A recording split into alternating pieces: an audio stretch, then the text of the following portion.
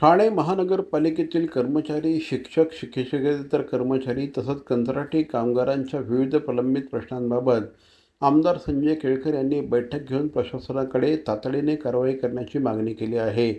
कंत्राटी कामगारांच्या ग्रॅच्युटी निधीबाबत झालेल्या कथित कोट्यवधी रुपयांच्या अनियमिततेची स्वतंत्र आणि सखोल चौकशी तसंच विशेष लेखापरीक्षण करून ठेकेदार, संबंधित अधिकारी आणि प्रशासनातील जबाबदार व्यक्तींची भूमिका निश्चित करावी अशी मागणी देखील त्यांनी केली आहे.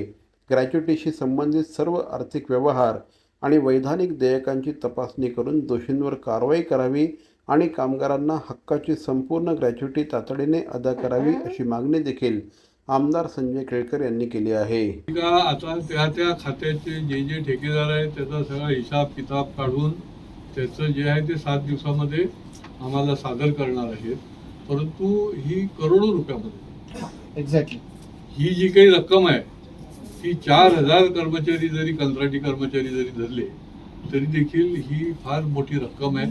शासनाच्या आदेशाप्रमाणे दर 1 वर्षाकरता जरी कॉन्ट्रॅक्टवर असेल तरी देखील ग्रॅच्युटी जी आहे ती तुम्हाला लागू करायला लागते आणि त्याच्यामुळे हे ग्रॅच्युटीचा विषय जो आहे हा फार मोठा हडकंप माजवणारा आहे आणि त्याचं उत्तर मिळेपर्यंत आणि त्याची आपल्याला माहिती मिळेपर्यंत आपल्याला हे स्वस्त बसणार नाही. कारण हा कर्मचाऱ्यांचा विषय आहे, त्यांचा हक्काची आहे.